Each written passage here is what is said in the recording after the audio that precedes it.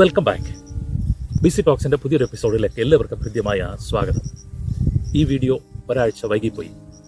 നിങ്ങൾ പലരും അതിനെക്കുറിച്ച് അന്വേഷിച്ചു. എല്ലാറ്റിനും നന്ദി. നിങ്ങൾ നൽകുന്ന സപ്പോർട്ടിന്, നിങ്ങൾ നൽകുന്ന പിന്തുണയ്ക്ക് വളരെ നന്ദി. ചരിത്രത്തിൻ്റെ പശ്ചാത്തലങ്ങളെ പറയുന്ന, സംഭവങ്ങളുടെ സാഹചര്യങ്ങളെ വിശദീകരിക്കുന്ന, കഥകളുടെ കാണാപ്പുറങ്ങളെ നമ്മുടെ മുന്നിൽ അവതരിപ്പിക്കുന്ന, അറിവിൻ്റെ പുതിയ വാതായനങ്ങളെ തുറക്കുന്ന ബിസി ടോക്കിൻ്റെ ഈ എപ്പിസോഡിലേക്ക് എല്ലാവരെയും ഹൃദ്യമായി സ്വാഗതം ചെയ്യുന്നു. സമകാലിക ലോകത്ത് വളരെ പ്രസക്തമായ ഒരു കാര്യമാണ് സൈറ്റാനിക് ചർച്ച്, സാത്താന്റെ സഭ. അവരുടെ ആധികാരികമായ രേഖ എന്ന് വിശ്വസിക്കുന്ന സൈറ്റാനിക് ബൈബിളിനെ കുറിച്ച് ചില കാര്യങ്ങൾ നിങ്ങളോട് പങ്കിടുവാൻ ആഗ്രഹിക്കുന്നു. സൈറ്റാനിസത്തിന്റെ ഏറ്റവും പ്രാഥമികവും അടിസ്ഥാന തത്വങ്ങളെയും അടക്കി വച്ചിരിക്കുന്ന, അതിന്റെ തത്വചിന്തകളെയും സിദ്ധാന്തങ്ങളെയും അടിയുറപ്പായി വച്ചിരിക്കുന്ന ഏറ്റവും പ്രധാനമായ രേഖയാണ് സൈറ്റാനിക് ബൈബിൾ. ഡേവിഡ് ബ്രോംലി ഇതിനെക്കുറിച്ച് അഭിപ്രായപ്പെട്ടിരിക്കുന്ന ഭാഗം ഇങ്ങനെയാണ്: ഐക്കോണിക് ക്ലാസ്റ്റിക് അഥവാ സാത്താനിക ദൈവശാസ്ത്രം ഏറ്റവും അടിസ്ഥാനപരമായി അറിയപ്പെടുന്നതും അതിന്റെ സ്വാധീനതകളുള്ള പ്രസ്താവനകളുടെ സമാഹാരവും എന്നാണ് സൈറ്റാനിക് ബൈബിളിനെ കുറിച്ച് അഭിപ്രായപ്പെടുന്നത്. സൈറ്റാനിസ്റ്റുകൾ അതിന്റെ രചയിതാവായ ലാവ്ലിയുടെ രചനകൾ തങ്ങളെ തന്നെയും തങ്ങളുടെ ഗ്രൂപ്പുകളെയും വീക്ഷിക്കുന്നതിനും വിലയിരുത്തുന്നതിനുമുള്ള ആധികാരികമായ ലെൻസുകളായിട്ടാണ് ഉപയോഗിക്കുന്നത് എന്ന് അദ്ദേഹം അഭിപ്രായപ്പെടുന്നു. യഥാർത്ഥ മനുഷ്യപ്രകൃതിയെക്കുറിച്ചുള്ള വ്യക്തമായ വിലമതിപ്പും ആചാര അനുഷ്ഠാനങ്ങളോടുള്ള ആർഭാടങ്ങളോടുള്ള സ്നേഹവും പരിഹാസത്തോടുള്ള അഭിനിവേശവും ഒരുവന്റെ ഉള്ളിലുണ്ടെങ്കിൽ സൈറ്റാനിക് ബൈബിൾ ലാവ്ലിയുടെ ഈ ഗ്രന്ഥത്തെ വസ്തുതാപരമായി പരിഗണിച്ചാൽ ഏതൊരാൾക്കും ഇതിനെ ആലിംഗനം ചെയ്യാൻ തോന്നും എന്ന് എഴുതിയിരിക്കുന്നു. ഈ വിധത്തിൽ പ്രാധാന്യമുള്ളതും ജനസ്വാധീനമുള്ളതുമായ ഈ പുസ്തകത്തിന്റെ പിന്നാമ്പുറങ്ങളെയും അതിന്റെ ഉള്ളടക്കങ്ങളെക്കുറിച്ച് അല്പമൊന്ന് ചിന്തിപ്പാൻ, അല്പമൊന്ന് പങ്കിടുവാൻ ആഗ്രഹിക്കുന്നു.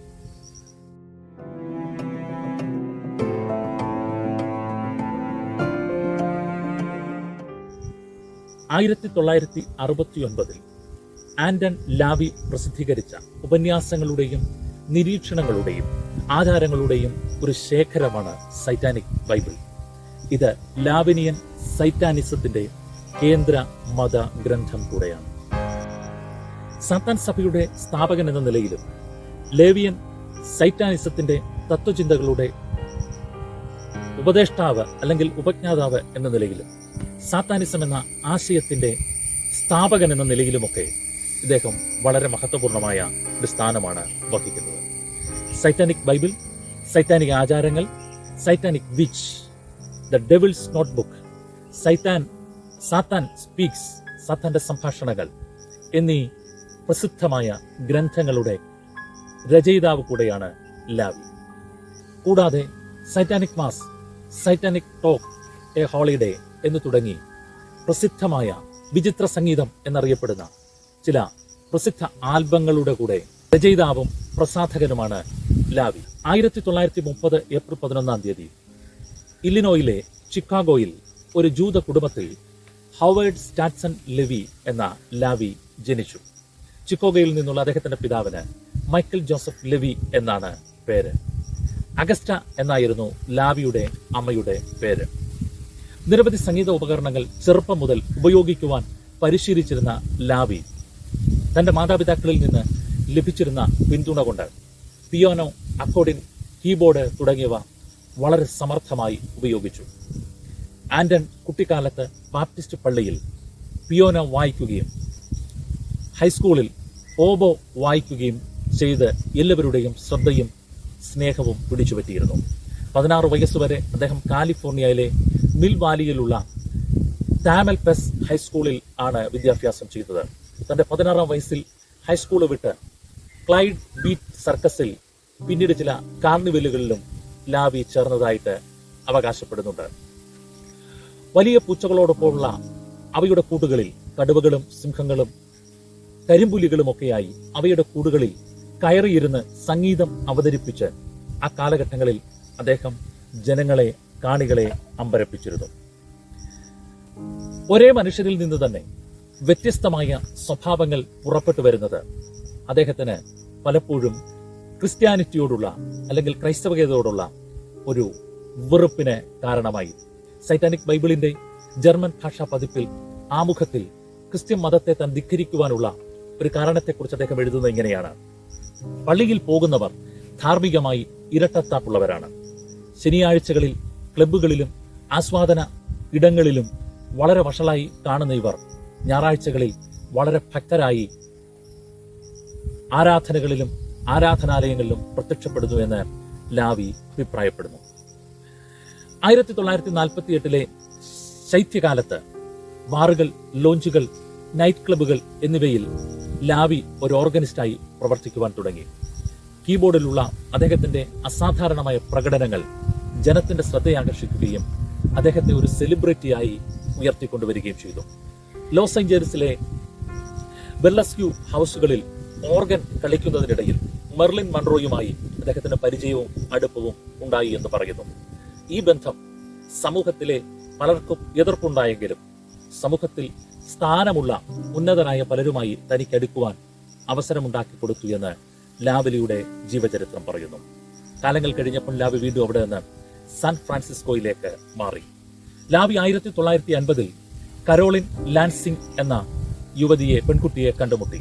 അടുത്ത വർഷം അവർ വിവാഹിതരായി. അന്ന് ആ പെൺകുട്ടിക്ക് 15 വയസ്സ് മാത്രമേ പ്രായമുണ്ടായിരുന്നുള്ളൂ. 1952 ലാവിയുടെ ആദ്യ മകളായ കാർലയ്ക്ക് ലാൻസിംഗ് ജന്മം നൽകി. കൊറിയൻ യുദ്ധകാലത്ത് യുദ്ധമുന്നണിയിലേക്ക് പോകുന്നത് തടയുന്നതിനു വേണ്ടി അദ്ദേഹം സാൻ ഫ്രാൻസിസ്കോയിലെ സിറ്റി കോളേജിൽ ചേർന്ന് ക്രിമിനോളജി പഠിച്ചു. ലാവി പിന്നീട് സാൻ ഫ്രാൻസിസ്കോയിലെ പോലീസ് ഡിപ്പാർട്ട്മെന്റിന്റെ ഫോട്ടോഗ്രാഫറായി 3 വർഷത്തോളം ജോലിയിലായിരുന്നുവെന്ന് അദ്ദേഹത്തിന്റെ ജീവചരിത്രങ്ങൾ പറയുന്നു. ഈ കാലയളവിൽ ടൈൽസ് മാസികയുമായി അദ്ദേഹത്തിന് ബന്ധമുണ്ടായി. അക്കാലത്ത് ഏറ്റവും പ്രസിദ്ധരായ എഴുത്തുകാരായിരുന്ന George House, Robert Barber Johnson, Clark Smith എന്നിവരോടൊപ്പം അദ്ദേഹം എടുത്ത ചിത്രങ്ങൾ പിന്നീട് പല പുസ്തകങ്ങളിൽ പ്രത്യക്ഷപ്പെട്ടിട്ടുണ്ട്. ലോസ്റ്റ് വീക്കെൻഡ് കോക്ടെയിൽ ലോഞ്ചസിൽ വുർലിസ്റ്റർ കളിക്കുന്നതിനിടയിൽ ഒരു ഓർഗനിസ്റ്റ് എന്ന നിലയിൽ ലൈവ് വായനയിലൂടെ തത്സമയം താൻ കീബോർഡ് ലൈവായി വേദികളിൽ വായിക്കുന്നതിലൂടെ ഫ്രാൻസിസ്കോയിൽ അദ്ദേഹം വളരെ പ്രസിദ്ധനായി തീർന്നു. കൂടാതെ തന്റെ ഒരു വളർത്തുമൃഗമായിരുന്ന ഒരു കരിമ്പുലിയോടൊപ്പം, ആ കരിമ്പുലിയുടെ പേര് സോൾട്ടാൻ എന്നായിരുന്നു, ആ കരിമ്പുലിയോടൊപ്പം താൻ ഒരു കോർണർ വാൻ ഓടിച്ച് സിറ്റിയിലൂടെ നടന്ന് ജനത്തിന്റെ ശ്രദ്ധയാകർഷിച്ചു.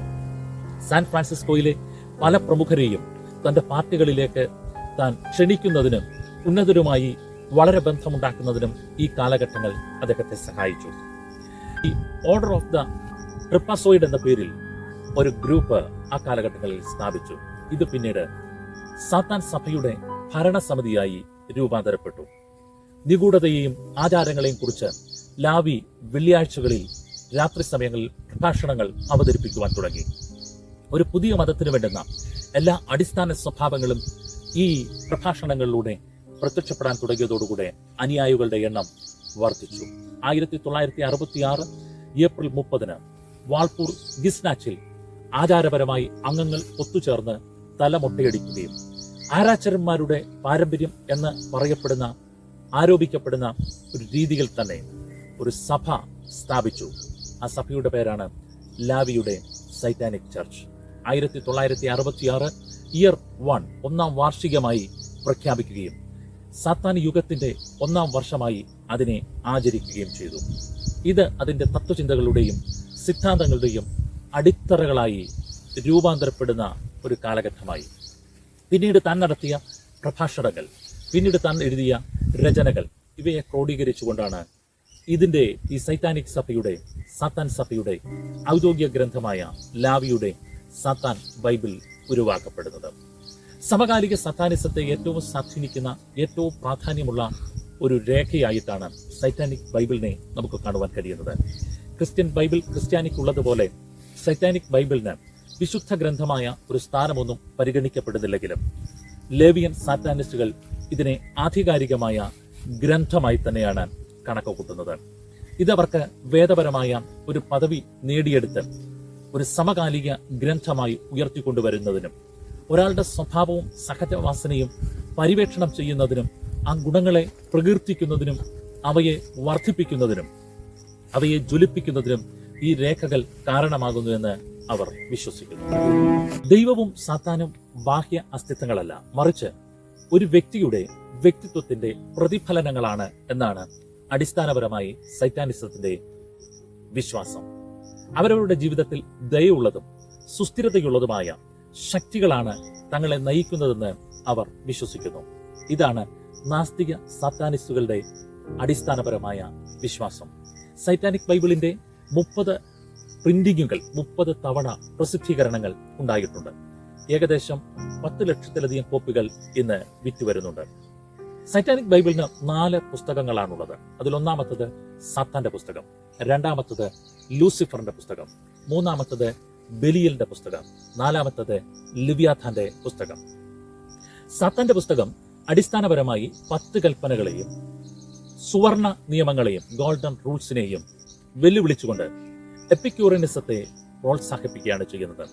ലൂസിഫറിന്റെ പുസ്തകം സാത്താൻ ബൈബിളിലെ തത്വചിന്തകളുടെ ഭൂരിഭാഗവും ഉൾക്കൊള്ളുന്ന 12 അധ്യായങ്ങൾ അടങ്ങിയിട്ടുള്ള പുസ്തകമാണ്. ആഹ്ലാദം, സ്നേഹം, വിദ്വേഷം, ലൈംഗികത തുടങ്ങിയ വിഷയങ്ങൾ ഈ ഭാഗത്താണ് അധികം പ്രതിപാദിക്കപ്പെടുന്നത്. മതത്തെ ചുറ്റിപ്പറ്റിയുള്ള കിംവദന്തികൾ ഇല്ലാതാക്കാൻ ഈ പുസ്തകത്തിന്റെ ആധികാരിക പഠനം ഉപകരിക്കുമെന്ന് ലാവി ഈ പുസ്തകത്തിന്റെ ആരംഭ ആമുഖങ്ങളിൽ കുറിച്ചിട്ടുണ്ട് എന്ന് നമുക്ക് മനസ്സിലാക്കാൻ കഴിയും. ബെലിയലിന്റെ പുസ്തകം ആചാരങ്ങളെയും മാന്ത്രികതയെയും കുറിച്ച് വിശദമായി അവതരിപ്പിക്കുന്നു. ഒരാചാരം അനുഷ്ഠിക്കുന്നതിന് വേണ്ടുന്ന മാനസികാവസ്ഥ, ശ്രദ്ധ തുടങ്ങിയവ ഈ ഭാഗത്ത് പ്രതിപാദിക്കുന്നുണ്ട്. 3 ആചാരങ്ങളാണ് പ്രാധാന്യമുള്ളതായി അവർ നിർദ്ദേശിക്കുന്നത്. 1 ലൈംഗികത, 2 അനുകമ്പ, ഇത് രണ്ടുമില്ലെങ്കിൽ നാശം, ഡിസ്ട്രക്ഷൻ. മോഹം, അനുകമ്പ, നാശം എന്നിവയ്ക്ക് വേണ്ടിയിട്ടുള്ള 4 പ്രാർത്ഥനകൾ ലിവ്യാഥാന്റെ പുസ്തകത്തിൽ അവതരിപ്പിക്കുന്നുണ്ട്. പുരാതന ഗ്രന്ഥമായ ഹാനോക്കിന്റെ പുസ്തകത്തിൽ നിന്ന് വിവർത്തനം ചെയ്തതിനോടുകൂടെ തന്റെ കൂട്ടിച്ചേർക്കലുകൾ കൂടെ ലാവി എഴുതിയാണ് ഈ പുസ്തകം തയ്യാറാക്കിയതെന്നാണ് വിമർശകരുടെ പൊതുവായിട്ടുള്ള അഭിപ്രായം. സൈറ്റാനിക് ബൈബിളിനെ കുറിച്ച് പൊതുവേ ഉള്ള ഒരു ധാരണ, മൂർച്ചയേറിയത്, ഒരു റേസർ, ഒരു ബ്ലേഡ് പോലെ മൂർച്ചയേറിയതും വേഗത്തിൽ വ്യക്തികളെ സ്വാധീനിക്കുവാൻ കഴിയുന്നതുമായ ഒന്നെന്നാണ് ഈ പുസ്തകത്തെക്കുറിച്ചുള്ള പൊതുവായ ധാരണ. മനുഷ്യന്റെ അകത്ത് ഉറങ്ങിക്കിടക്കുന്ന സ്വാസ്ഥ്യങ്ങളെ ഉണർത്തിക്കൊണ്ട് മനുഷ്യരുടെ ഇടയിൽ സ്വാധീനമുണ്ടാക്കുവാൻ ഈ പുസ്തകം ശ്രമിക്കുന്നു എന്ന ഒരു സാധാരണ വിമർശനവും ഇതിനെക്കുറിച്ചുണ്ട്. ലാവിയുടെ തത്വചിന്തകൾ അദ്ദേഹത്തിന്റെ പുസ്തകത്തിലുള്ളവയൊക്കെ മറ്റിടങ്ങളിൽ നിന്ന് കടമെടുത്തിട്ടുള്ളവയാണെന്നും സമൂഹത്തിന്റെ ധാർമ്മികതയ്ക്കെതിരെയുള്ള രോഷപ്രകടനങ്ങളാണ് ഇവയിൽ കിടക്കുന്നതെന്നും യുവത്വങ്ങളെ അവയ്ക്കെതിരെ പ്രതികരിക്കാൻ പ്രേരിപ്പിച്ച് സാമൂഹികമായി വഷളത്വം പ്രചരിപ്പിക്കുന്നുവെന്നും കാലഘട്ടങ്ങളിൽ അഭിപ്രായമുണ്ടായിരുന്നു. തന്നിമിത്തം ലാവിയുടെ ഗ്രന്ഥസമാഹാരങ്ങളെ സ്കൂളുകളിലും പബ്ലിക് ലൈബ്രറികളിലും ജയിലുകളിലും നിരോധിക്കുവാനുള്ള ശ്രമങ്ങൾ നടന്നിട്ടുണ്ട് എന്ന് പല കാലങ്ങളിലുള്ള പത്രഭാഗങ്ങൾ നമ്മെ ഓർമ്മിപ്പിക്കുന്നു. സെൻസർഷിപ്പിലെ വർധനവ് വായനക്കാർക്ക് ഈ പുസ്തകത്തിന്റെ ലഭ്യതയെ കുറച്ചുവെന്ന് വിശേഷിപ്പിക്കുന്നുണ്ട്. സൈറ്റാനിക് ബൈബിളിലെ വിമർശനങ്ങൾ ലാവിയുടെ രചനകളെക്കുറിച്ചുള്ള അസ്വാസ്ഥ്യങ്ങളെയും വിവരിച്ചുകൊണ്ട് നിരവധി പുസ്തകങ്ങൾ കാലാകാലങ്ങളിൽ പ്രത്യക്ഷപ്പെടുന്നത് നമുക്ക് കാണുവാൻ കഴിയും. ചിക്കാഗോ സൺഡേ ടൈംസ് 1986 സെപ്റ്റംബർ 21 ഈ പുസ്തകങ്ങളെ നിരോധിച്ചുകൊണ്ടുള്ള സർക്കാർ ഉത്തരവുകളെ പരസ്യപ്പെടുത്തിയ ഭാഗങ്ങൾ നമുക്കിപ്പോഴും ലഭ്യമാണ്.